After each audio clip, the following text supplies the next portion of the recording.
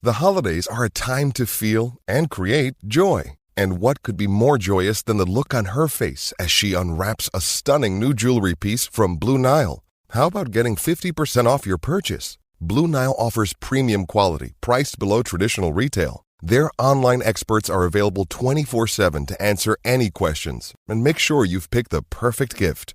For a limited time, you can get 50% off at BlueNile.com. That's 50% off at BlueNile.com. Apple Card is the credit card created by Apple. You earn 3% daily cash back up front when you use it to buy a new iPhone 15, AirPods, or any products at Apple.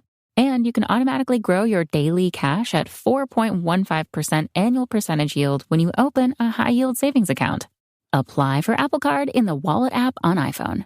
Apple Card subject to credit approval. Savings is available to Apple Card owners subject to eligibility. Savings accounts by Goldman Sachs Bank USA, member FDIC. Terms apply. Want to know how to get the same cell coverage for up to half the cost? Well, instead of spending a fortune building and maintaining their own cell phone towers, Consumer Cellular just pays to use the same towers as the largest carriers and passes the savings on to you. Pretty smart, huh? Consumer Cellular. When freedom calls, we're here to answer. Call us at 1-888-FREEDOM. Half the cost savings based on cost of Consumer Cellular single-line 5GB data plan with unlimited talk and text compared to lowest cost single-line postpaid unlimited talk, text, and data plan offered by T-Mobile and Verizon May 2023. Hello and welcome to the Paddock and the Pavilion with Stephen Wallace. In each show, Stephen will interview someone connected to the world of horse racing or cricket. Hello everyone. Australia's women have just retained the Ashes 12-4, and to discuss the series and what it means to England, it's great to be joined by sporting journalist and women's cricket chat podcaster, Georgie Heath. Hello, Georgie.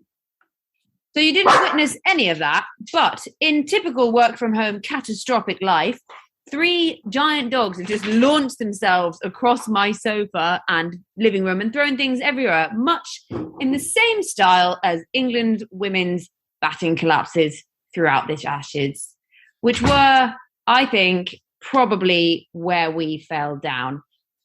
I loved, not going to lie, I still loved most of it. Didn't matter what time of night. I think my sleep pattern is just about getting back to normal, which is a shame because we're going into the World Cup soon. So maybe I'll just go back to Southern Hemisphere time. But yes, women's Ashes. I mean, there were moments of brilliance. You can't talk about it without thinking about Catherine Brunt and Heather Knight and just everything they do for the game and how much I want to cry when I think of the idea that one day they might both retire, which is just horrendous. But there were failings and you can't ignore them. And some people just try and ignore them because it's just women's sport, which I don't want to do.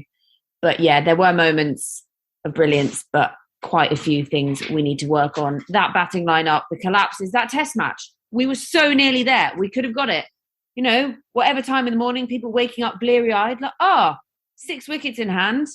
This is going to be fine. And then suddenly, bang, bang, bang. It's as if they've been watching what the men have been doing all winter.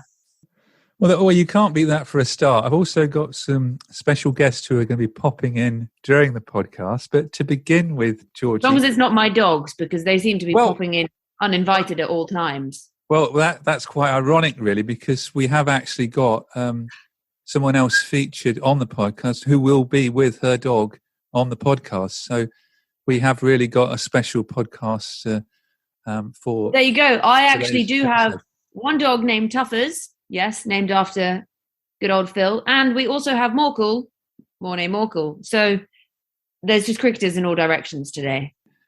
The first guest to join today's podcast is Roberta Moretti Avery, the captain of the Brazilian women's cricket team. Some listeners might not know, but the team she leads is world ranked 28 in women's T20 cricket. Like Georgie, Roberta had someone special watch the Ashes with her in South America. I thought Jimmy Anderson was back home after the men's Ashes, Roberta. Well, Jimmy Anderson is still here. He's watching the women's Ashes, following closely. He's sleeping sometimes during the innings because, well, as a dog, he's got to have his rest for the next walk is in the morning, but he's healthy and safe in Brazil. Yeah, not a lot of listeners won't know that... Roberta, you've got a dog called Jimmy Anderson. What sort of dog is he? He's actually, he doesn't have a breed. He's a mixed breed. He was a puppy that I rescued with 2 other brothers him in front of my house. My husband was reluctant in rescuing another dog and bringing it home. So I decided to give a very good cricketer's name to my dog. So my husband would not be able to say no. And as my husband's English and he's a bowler, we decided to name the dog Jimmy Anderson, so he wouldn't never say no to Jimmy Anderson, isn't it? So Jimmy Anderson has been living here at home for almost 6 months now. And was Jimmy Anderson up late watching the Women's Ashes with you? He was. You know what is funny? Because we watched all the men's Ashes and the women's Ashes, mostly in the bedroom. And Jimmy Anderson actually lays down facing the TV. Maybe he likes the colors or the image or something, but really looks like he's watching the game. So it's quite fun. Let's return to Georgie, our main guest, for her Ashes summary. Well, to begin with, did preparations or lack of them make a difference to start with? Good point. It's one of those things. I mean, we've all had stressful preparations for lots of things over the last year or two, or God only knows how many years we've been in and out of lockdowns. But yes, there was talk that the England women were preparing at home with their husbands, wives, mums, dads, throwing balls everywhere. I mean, if you're Kathryn Brunt and Nat Siver, you've got quite a good pair up there to train at home alone. So no wonder the two of them were going all right. But yeah, that was a bit, you wouldn't say shambolic because they did the best they could in the situation. But then when there was the sudden, we're now going to play the T20s first, and, preparation for a test match, which you don't get to feature in very often, would be something they would have focused on. And then suddenly it's the T20s first, and you've got to think, are we going to change up how we play? Which obviously we are. And we're not that used to playing test matches because we don't play them very often. More on that later because that needs to change. And then also, who is going to play, how are they going to play, and what kind of preparation are we doing for that, as well as being quarantined, not allowed to see each other, in and out of bubbles, testing every 5 minutes. You could say shambolic, but I think they made the best of the situation. And then we were quite unlucky in the early T20s. 2 out of 3 rained off is just a bit of a bummer, really. Yeah, that wasn't ideal. Heather Knight, our skipper, said we gave ourselves opportunities, but we weren't able to get over the line. Is that a fair reflection? Because we did have chances in some games, didn't we? We did. And that's that thing we're doing as English people, which I always love. We're like, we were so nearly there, but we didn't quite do it, which seemed to be, I mean, it was closer in the women's Ashes than it was in the men's. We had a lot more so nearly theirs than in the men's Ashes. I guess the thing we were most excited for is that we almost lost but didn't, when we drew. That was the so nearly there moment, I guess. So I can see, yes, we created those opportunities and we just didn't grasp them. And I don't know if that's lack of match play or that the Australians, you can't deny, are just a bloody good side. And in that first game, the T20, when we scored 169, should we have got more runs? We got heavily defeated in the end, but we should have got more than 169. I think it's one of those things, if there'd been an extra 10 runs to play with, it would have, had that extra 10 on the board, you're almost at your 180, that's a great score. And it changes that mindset ever so slightly to be like, actually, we're around 180, But it was a bit of a slow start. But actually, Danny Wyatt got off flying after that, and Tammy Beaumont. So it looked like we had a lot. I mean, at the change of innings, you had Alex Hartley on the radio saying, I think this is England's to win. And then Talia McGrath, typical, another McGrath comes out of bloody Australia, don't they? Just was having an absolute day. And I think she is the hottest property to come out of women's cricket in the last few months. Last year, I would have said someone like, in England, I would have said maybe someone like Alice Capsey coming up through the ranks, but she's not quite at that international standard yet. But Talia McGrath is just absolutely on a mad one. And the last thing we need is her pitching up at the World Cup and doing that again. Well, they followed two rained off T20s, and then we've got to probably the highlight of England's winter, the Test match. Must have been the most exciting Test match England played this winter. And as you said earlier, should we really have won the game in the end? We needed 45 off 10 overs with 7 wickets left. Oh, don't remind me. God, that was a stressful morning. It was one of those mornings I was going, okay, it's fine. No, it's not fine. Oh, it's fine. I need to get up. I'm going back to sleep. I can't get up. I need more coffee. I can't do this. I didn't know what to do with myself. I couldn't sit down. It was, that superstitious moment, and we all do it in cricket when you can't move and you're there and you're like, I'm actually really uncomfortable, but if I move, someone's going to be out. It was one of those mornings. Yes, we should have won it. We should have won it. We were given that opportunity and we put ourselves in such a good position to win it. And in the end, we had to settle for Kate Cross blocking an absolute pie off the last ball to get us the draw. And as you said earlier, there was some quite fantastic performances by Heather Nunn, Catherine Brunt, and the batters in the run chase as well. Yeah, I mean, you can't look past what Heather Knight did in that test match. It was just amazing to watch. She was almost running out of partners, and she looked like she could have just batted. She could still be batting now, I think. And yeah, it was amazing. One of my favourite parts was, did you hear about her partner? And he was like, if you get 150, I'll dye the ends of my hair, I'll bleach them, so the frosted tips. So there's a celebration when she got to 150, she starts pointing at her head. And we were all like, what is she doing? Is she pointing at the badge? Is this some weird, like, knock on wood celebration? And it's because she was pointing at him, being like, he's got to do this now. And Sophie Eccleston in that first innings really made a difference to get near the Australia score. Yeah, definitely. Like, Soph is, obviously, she's the number one T20 bowler in the world. She's absolutely phenomenal. But she can bat. We saw it a bit in the 100. We've seen it, she's been around a while now, even though she's only, 22? It's absolute madness. I think it's one of those situations. And then it gave us that confidence going into bowling that we'd got those extra runs and weren't quite as far behind. And she really put in hard graft there. And it's a very mature head on very young shoulders. I think that's what you need. With more experience in test matches, people will see that just those few extra runs can really make all that difference. And you mentioned it earlier. It's a good time to mention it now. Should there be more test matches, women's test matches? Always. There should always be more women's test matches.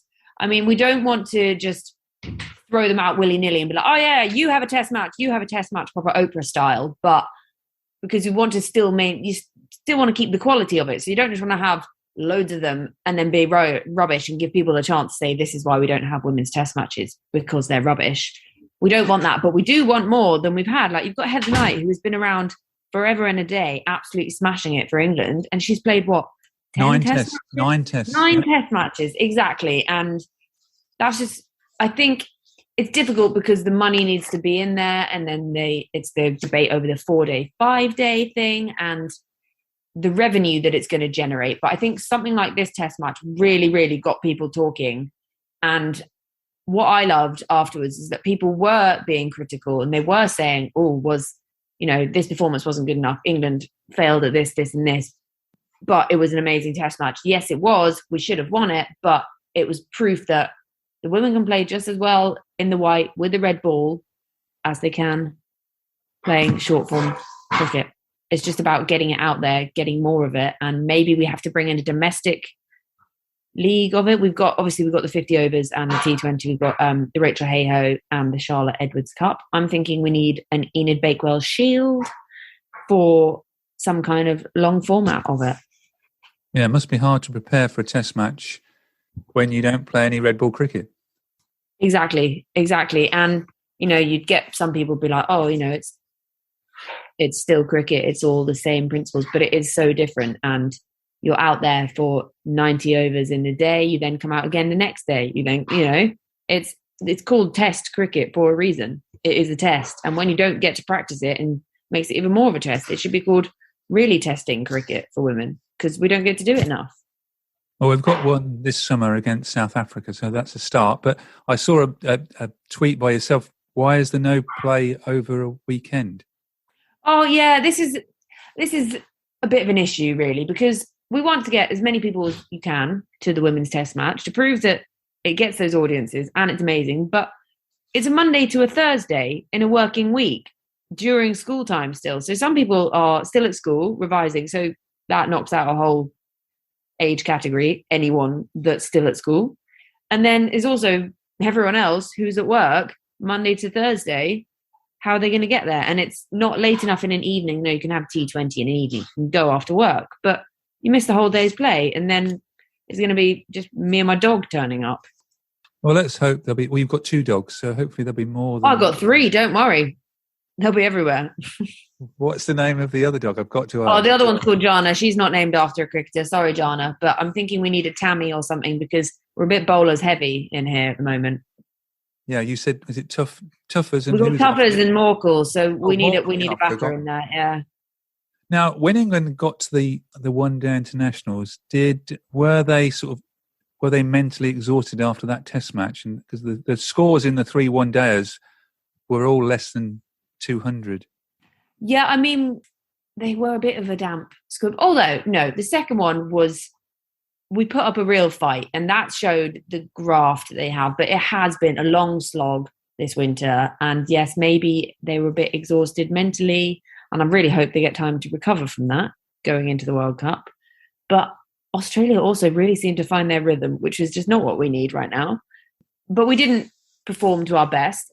The person I think really shone throughout them was Kate Cross. She's just been phenomenal. Obviously, she didn't play in the last one, but she really showed her worth and was absolute stellar throughout this series. But yeah, we didn't perform well enough in those. I'm just going to put out there. I don't like to, say drop this person, but I'm questioning the position of Lauren Winfield-Hill at the top of the order. She hasn't really put in those performances recently, and I think she needs to find some form if she wants to make any kind of dent in the World Cup campaign. Otherwise, bring in Emma Lamb. I was so happy to see her called up. Second ball duck, not your best start, but as I said on Twitter, Sachin Tendulkar started his ODI career with the second ball duck. So she's in good company. Well, I'm old enough to remember Graham Gooch getting a pair on his Test debut as well in 1975. So there you go. It can only get better. And also being in that sort of COVID protocol bubble sort of life and having the games played in such a short period of time and, not doing well must have made it difficult as the series went on.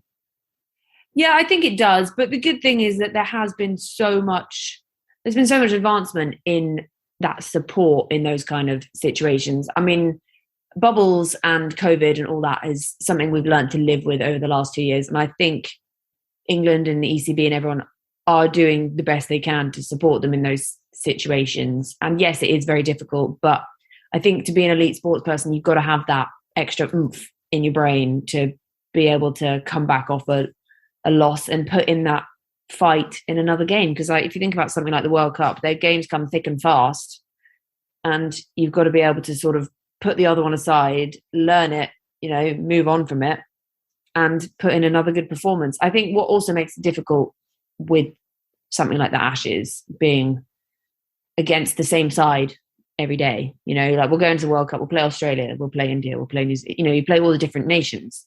But I think when you come out and you've just played the same team 2 days before and been absolutely smashed by them, that is always difficult to come back from. And the Australians are such a good side. They've got so many outstanding players.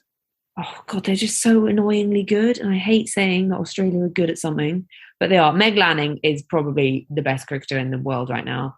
Alyssa Healy is just a great human. I mean, she wasn't the best behind the stumps at times this summer, winter, whatever you want to call it, but she's absolutely phenomenal. And then you've got all the youngsters coming through as well. So I could really, and then, you just can't ignore Elise Perry, who seems to have been around as long as women's cricket has existed, it feels like. And she's just always popping up doing something, whether it's the ball, the bat, whatever.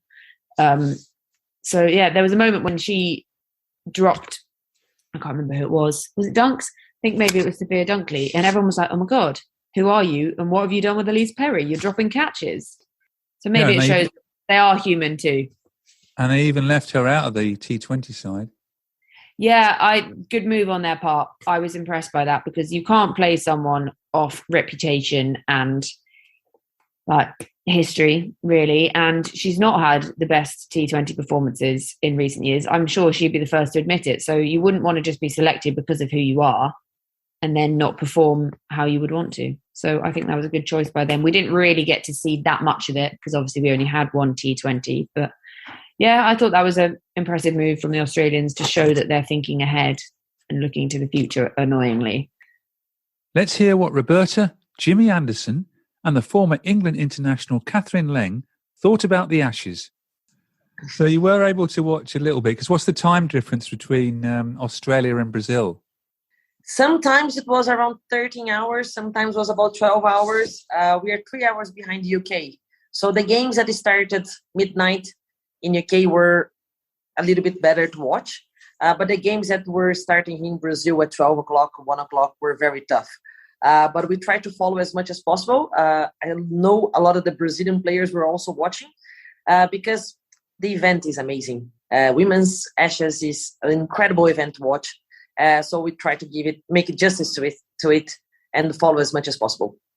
And what did you think to the action? I mean, Australia won finally 12 points to 4. I always knew it was going to be very tough for England to go to Australia and win. Australia is a very dominant side. They have been for so long now. I guess when they started developing the women's team 5-6 years ago, they became this powerhouse and everybody now is catching up. But there's still a little bit of a gap. But everybody else is getting closer. But to beat them in Australia was going to be very tough. I guess England started very, very well the T20s. The test was just unbelievable. I watched every single bit that I could. I watched every single highlight. I looked at every single scorecard because it was just amazing. And the ODIs, I think the difference was a little bit bigger, but I'm not sure how the mentality of the team was at those last 3 games. It's going to be interesting to see the World Cup. And the test match, that must have been the most exciting test match down under this winter. Absolutely. I'm going to tell you, when the second innings started, that Brunt had those wickets, and right after we had the rain, I was so excited here at home that I couldn't sleep. It was very late, but it got us all fired up. We were all talking on the WhatsApp group and talking about, oh my God, look at what is happening. This is going to be the chase. And of course, the day came on day 3 and ruined a little bit of that moment of England. But you could see that was going to be a great finish. England was never going to give up. Their bowling attack is very good.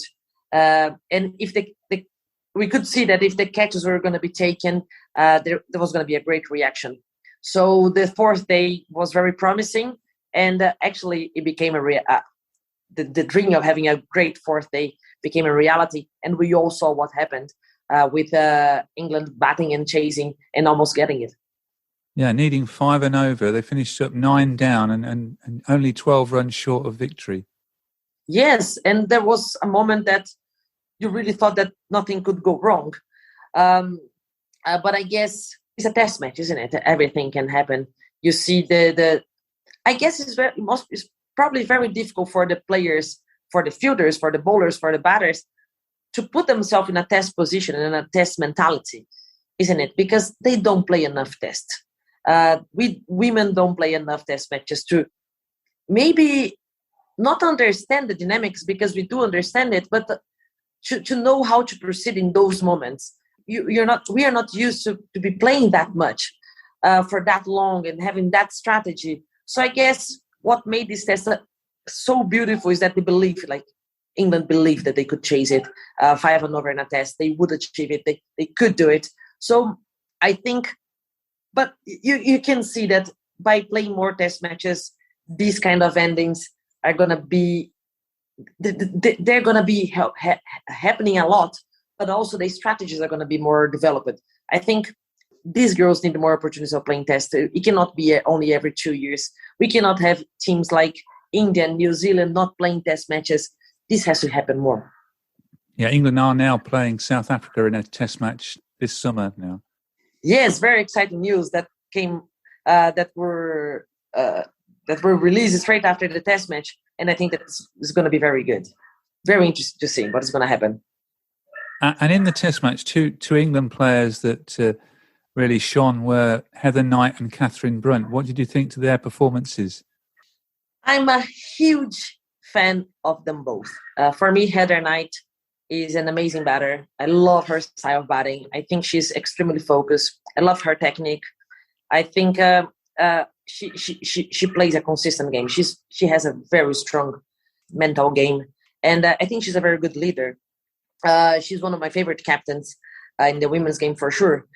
So she was able to show what she can do. Her first stock, 168, unbelievable, and they could see that in every part of the innings she would still look very strong.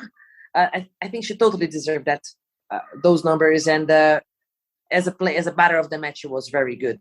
And Brunt is a character, isn't she?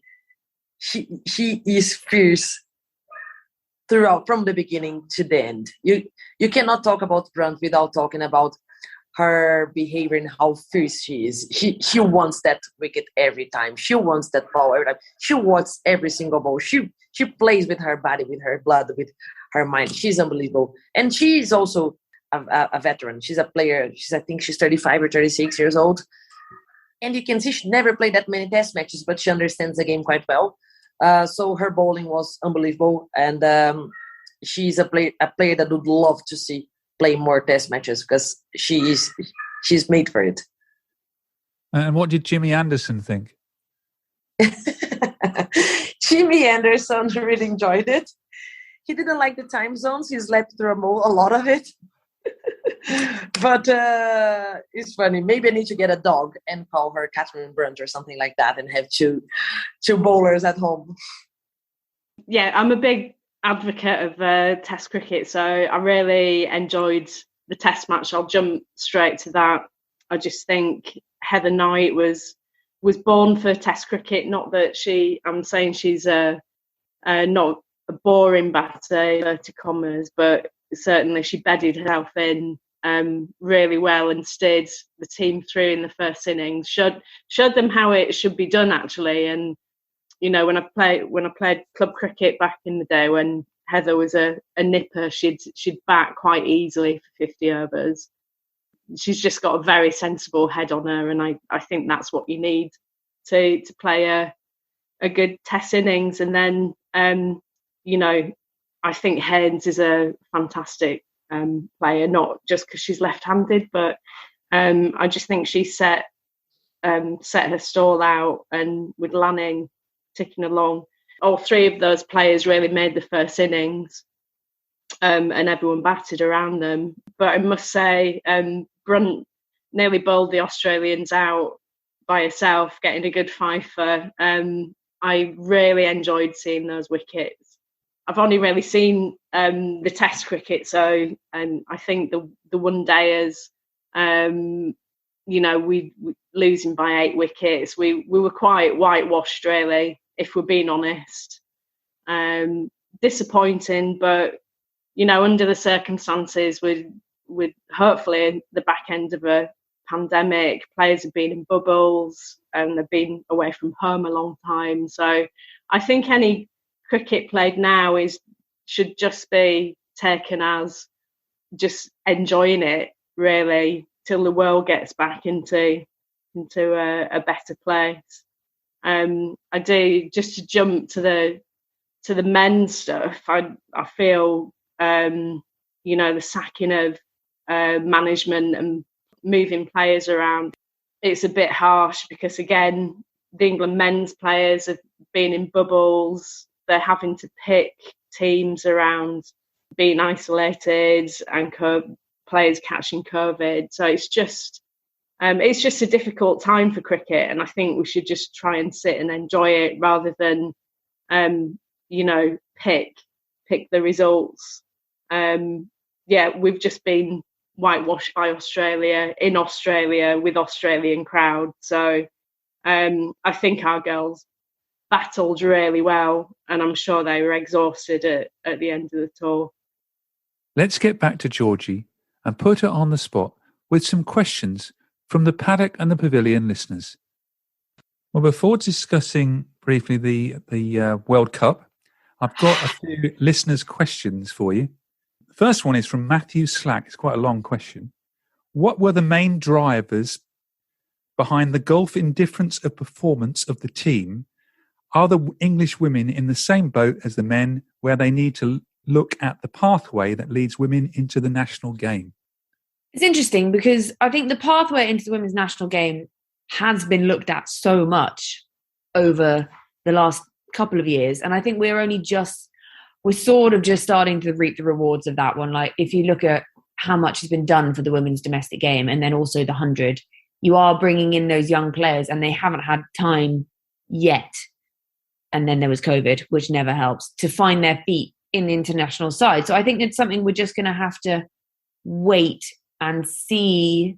You know, they're going to take time to mature, but you've got to get into that. But like we saw the A side, they were really strong. There's some really good names coming through. Someone like Emma Lamb brought up, and then you've got your Izzy Wongs, you've got your Dunkley's just come in, your Maya Boucher. So I think it is, I hate to say, a waiting game, but it is on the horizon. And I think the future is actually looking quite bright because that money and that investment has been put into the women's game in recent years.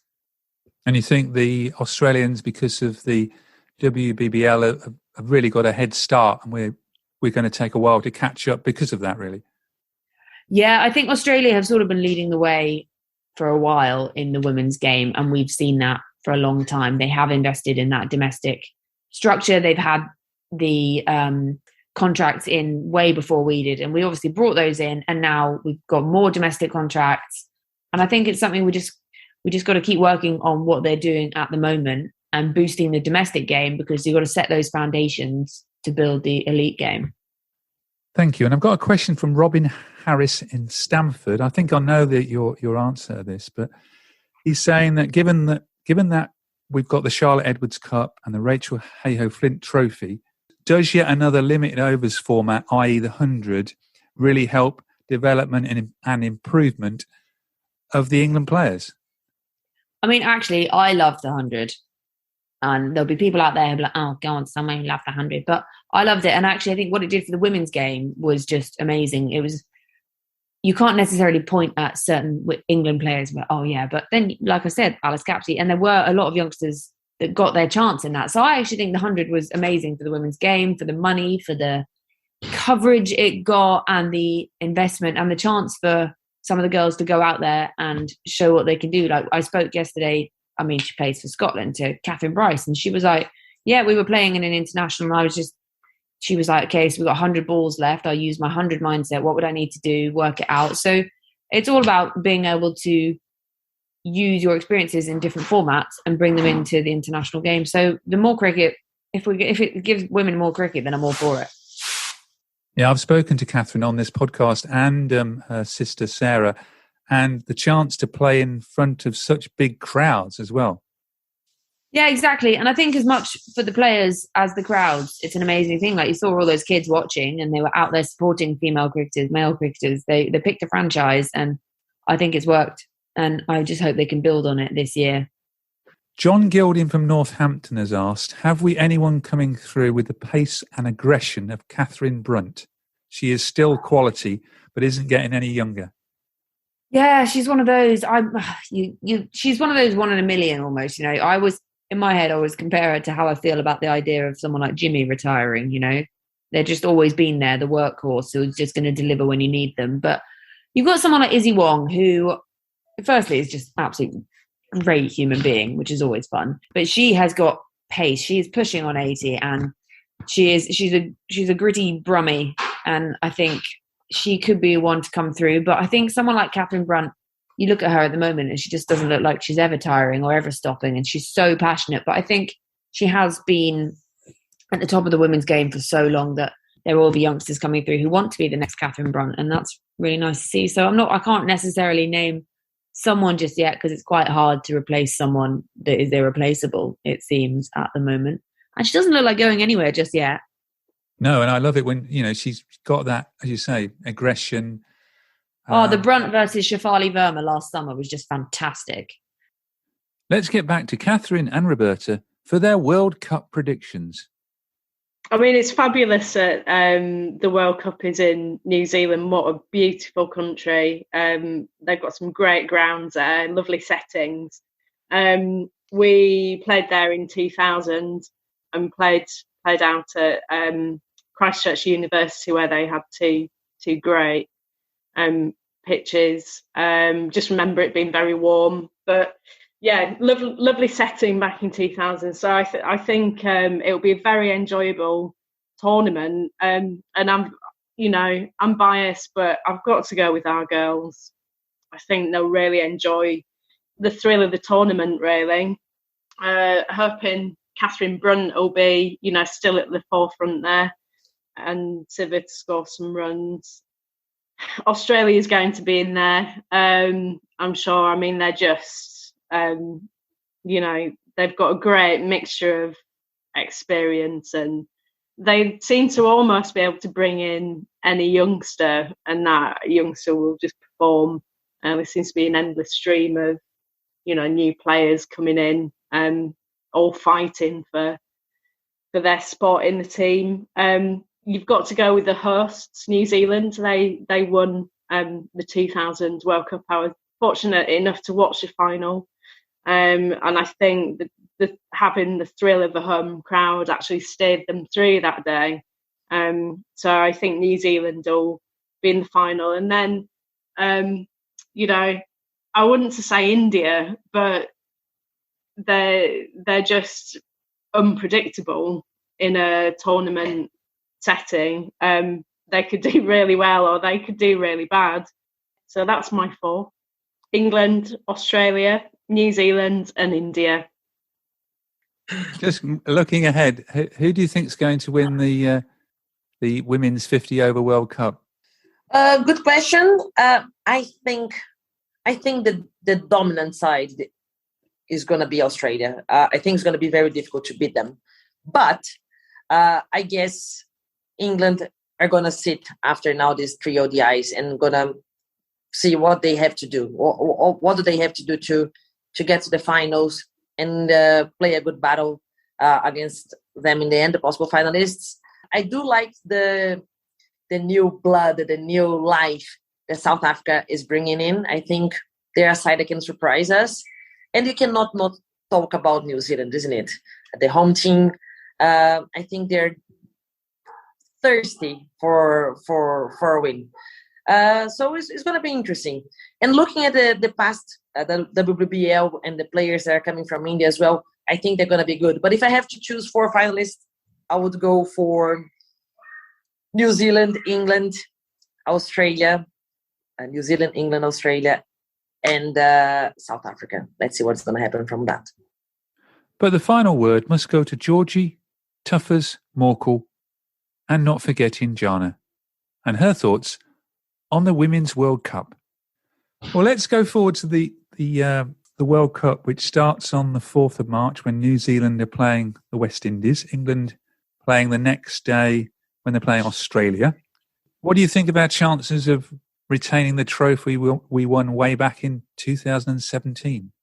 Yeah, that 2017 win was just absolutely stellar for England. I mean, putting my English hat on, I'd be like, yeah, we can pull this off. We can pull it out of the bag at the right time. But it's very difficult to look past that Australian side and what they can do on their day and when they're not even having a day. So, I mean, I'd like to say, yes, I think England can do it, but I struggle to look past Australia. Do you think we can at least make the semi-finals? Oh, yeah, 100p. And who else for the semi-finals then?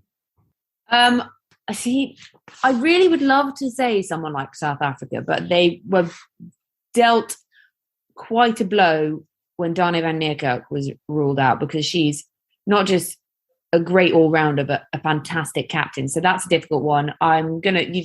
You can't look past India. They are looking fantastic, although still confused why they didn't pick Jemima Rodrigues. And then New Zealand are looking quite good. The Kerr sisters are absolutely flying at the moment. But West Indies on their day, it's just, it's quite exciting because that 4th spot is sort of up for grabs. So you're England, Australia, India as my 3 definites, and then 4, you could have New Zealand battling it out, West Indies. Yeah. South Africa have got stars, but I'm just not sure there's quite the depth that they would hope they have. Without New Zealand must have a little bit of a chance because of the fact that they're not in quite such a strict sort of quarantine regime as everyone else has got to be, because they've got to be, like, when they arrive. Are we England now in a 10-day strict? Yeah, they actually just came out of their quarantine yesterday. I think they were quite excited to not be doing yard time for an hour every day anymore. And are you changing your time zone again when the World Cup starts? I don't know. I think I might just stick to just not sleeping. It just seems to be the best way to do it. It sort of went from Ashes. So we had the men's Ashes, and then it sort of went into the women's Ashes, but also the Australian Open tennis all in one go, and now the Olympics. So I don't really know what sleep time I'm on anymore. So I might just stick to that for the World Cup. Let it all, just not see daylight properly, and then try and flip it back for when the women's season starts again. Yeah, I forget you're a sporting journalist, so you're covering like the skating and the skiing and. Oh, don't worry, I'm not covering them. I'm just watching them intently. At the moment, I seem to be weirdly obsessed with curling. It seems to be my new profession. Maybe I'll take it up. It's a bit cold for me. I don't do cold. No. Well, thank you very much, Georgie, for joining me on the Paddock and the Pavilion. It's been a great pleasure to speak to you. And thank you also to Tuffers and Morkel for also joining me on the podcast. Yeah. God, they made quite an entrance. They always do. At least they haven't eaten anything while I've been on the phone. Normally that's when they try and do it, but we're okay. Well, thank you very much. Well, thank you for having me. And thanks for the questions. They were good ones. I like them. And maybe we'll chat to you World Cup or post World Cup, and maybe I'll be hopefully I'll be eating my words, and England will have absolutely pulled it out the bag, and Heather Knight will have smashed the winning runs while Alyssa Healy and Meg Lanning cry on the boundary, and Elise Perry announces her retirement. We can only hope. Well, let's hope so. I do have some Australian listeners, but let's hope we win the competition.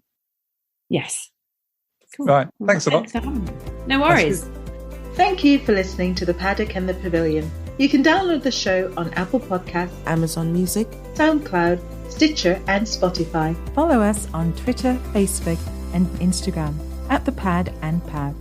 Don't forget, if you like the show, please do leave us a rating and review. Sports Social Podcast Network. Why? If you have T-Mobile 5G home internet, you might be hearing this a lot. Why? Every time your internet slows down during the busiest hours. Why? Because your network gives priority to cell phone users. Why? Good question. Why not switch to Cox Internet with 2 times faster download speeds than T-Mobile 5G home internet during peak hours? Okay. Stop the whys and visit cox.com/5G home for details. T-Mobile prioritizes certain T-Mobile phone users over home internet users during times of congestion.